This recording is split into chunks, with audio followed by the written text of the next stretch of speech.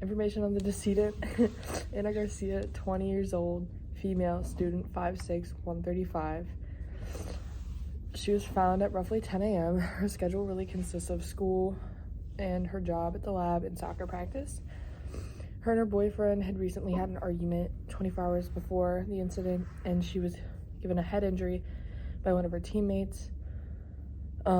She was studying with her friend, and Eric apologized for the argument just a few hours before she was killed.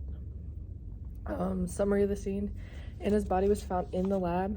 There was a beaker on the floor, which can indicate a medical event or a struggle. However, there's been no indication of either. There was blood on the table and the floor that matched Anna's, and the hair at front of the scene was a mix of Anna's and Eric's, and the fingerprint left behind said, there was a fingerprint on the note that said that said "see you later," and had Eric's fingerprint on it. So, a summary of the persons of interest. Statements were evaluated on trustworthiness by if their response was stable or not. So we had 5 persons of interest, which was Eric Piedmont, Taylor Diaz, Dominique Hall, Sam Green, and Dr. Opal. Eric, Taylor, Dr. Opal all had stable responses.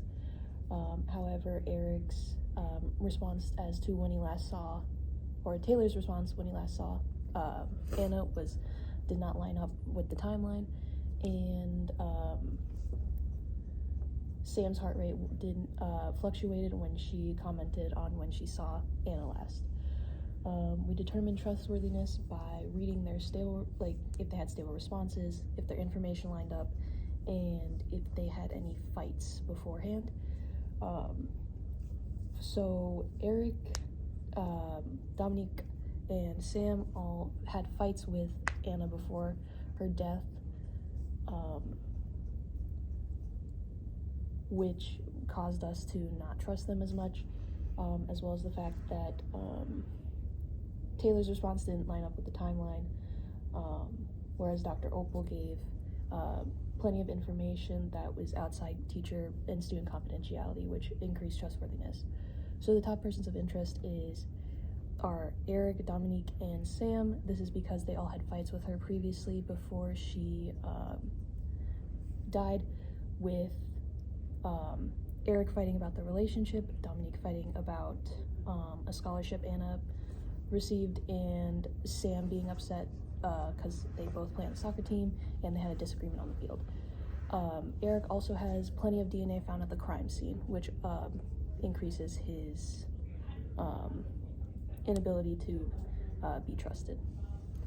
Going into evidence analysis, her digital evidence revealed that she had some disagreements with peers, but an overall positive relationship with her professor and a few classmates. Evidence really points to Eric Piedmont because of the hair and the fingerprint, and the blood was hers, obviously, so there's no reason not to rule that a homicide. Yeah. And then what might have happened is officially her death is still technically undetermined.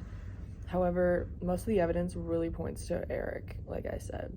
And it's definitely a homicide. So, yeah.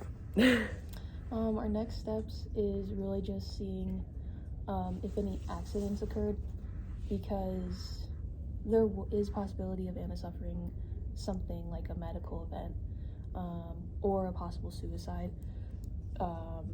So in order to wrap this up, we need to get an autopsy or see if there was any chemical exposure at the crime scene, because if that did occur, such as she came into contact with chemicals, she could have fainted, which could have caused a serious injury.